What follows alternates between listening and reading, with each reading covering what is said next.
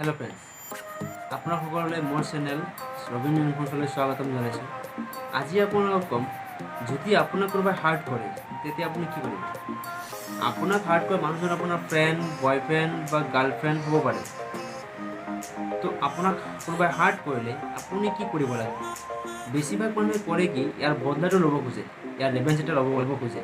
কেনেকৈ ইয়াৰ বদলাটো ল'ব পাৰি, কোনোবাই হাৰ্ট কৰিছে ইয়াৰ লাইফটো কেনেকৈ বৰবাদ কৰি দিব পাৰি, ইয়াৰ জীৱনটো কেনেকৈ ধ্বংস কৰি দিব পাৰি, কেৰিয়াৰ কেনেকৈ নষ্ট কৰি দিব পাৰি, এই বিষয়ে চিন্তা কৰে। কিন্তু আন কিছুমান মানুহ আছে যে সেইটো চিন্তা নকৰে যে ইয়াৰ কেনেকৈ ধ্বংস কৰিব পাৰি। উল্টা কি কৰে, নিজৰ ওপৰত কাম কৰে আৰু নিজকে প্ৰগ্ৰেছ কৰি থাকে, নিজকে ওপৰৰ লেভেলত লৈ যাব খোজে। আৰু তেওঁলোকে বুজি পায় যেতিয়া নেকি নিজকে ওপৰত লৈ যাব, তো সেই হাৰ্ট কৰা মানুহজন অট'মেটিক তলত যাই থাকিব। তো সদায় নিজৰ ওপৰত কাম কৰক আৰু নিজকে ওপৰত লৈ যাই থাকক। বেলেগৰ বেয়াটো চিন্তা কৰাৰ দৰকাৰ নাই, নিজৰ ভাল হওক, নিজৰ ওপৰত কাম কৰক।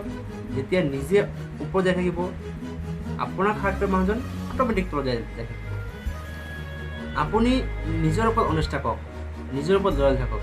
এইটো নাভাবিব যে বেলেগো আপোনাৰ লগত অনেষ্ট থাকিব, লয়েল থাকিব। লাইফত 10জন মানুহ দৰকাৰ নাই, এজন মানুহ থাকক যিয়ে নেকি আপোনাৰ লগত সদায় চিম্পল থাকিব, আপোনাক ছাপৰ্ট কৰি যাব, আপোনাক সদায় মটিভেট কৰি ৰাখিব।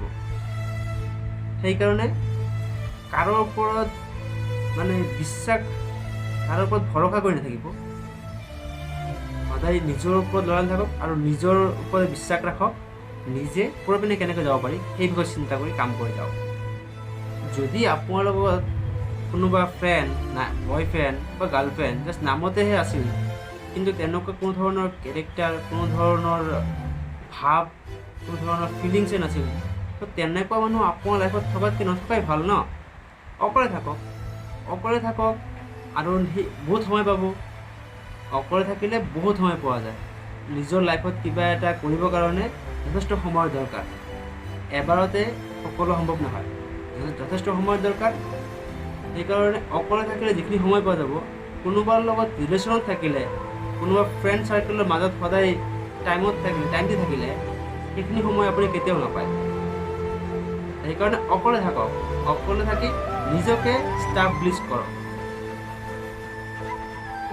বেলেগৰ বেয়া কথা একেবাৰেই নাভাবিব, কাৰণ যেতিয়া নেকি আপোনাৰ মাইণ্ডটো বেলেগৰ পিনে যাব, আপোনাৰ ফ'কাছটো বেলেগৰ পিনে যাব, তেতিয়া আপোনাৰ পিচ অফ মাইণ্ডটো, আপোনাৰ হেপিনেছ সকলো এই মানুহজনৰ ওপৰতে থাকিব আৰু আপোনাৰ লাইফটো স্পইল হৈ থাকিব। তো নিজৰ লাইফটো নিজে কেতিয়াও স্পইল হ'ব নিদিব, কাৰণ লাইফটো এবাৰেই পোৱা যায়। আপুনি আপোনাৰ লাইফত কিবা কৰিব গ'লে সময় কিন্তু বহুত মূল্যৱান, আৰু এই সময় কেতিয়াও নষ্ট হ'ব দিব নালাগে। কোনোবাই আপোনাৰ লগত চিটিং কৰিছে, এটা কথা মনত ৰাখিব, once a cheater is always a cheater. যদি কোনোবাই আপোনাৰ লগত চিট কৰিছে, তাক নেক্সট কেতিয়াও আপোনাৰ লাইফত স্থান নিদিব। এজনে এবাৰ বিশ্বাসঘাতকতা কৰিছে, তাক যদি দ্বিতীয়বাৰ আপুনি সুযোগ দিয়ে, তো আপোনাৰ লগত নেক্সট আৰু এবাৰ চিটিং কৰিব। তো তেনেকুৱা মানুহক আপুনি লাইফত দ্বিতীয়বাৰ কেতিয়াও সুবিধা নিদিব। নিজৰ লাইফটো নিজে উচুৱাই ল'ব লাগে। বেলেগৰ ওপৰত ভৰসা কৰি থাকি নিজৰ লাইফটো বৰবাদ হ'ব দিব নালাগে। সেইকাৰণে নিজৰ ওপৰত বিশ্বাস কৰক আৰু নিজকে প্ৰগ্ৰেছ কৰি দিবলৈ কাম কৰি থাকক। ধন্যবাদ।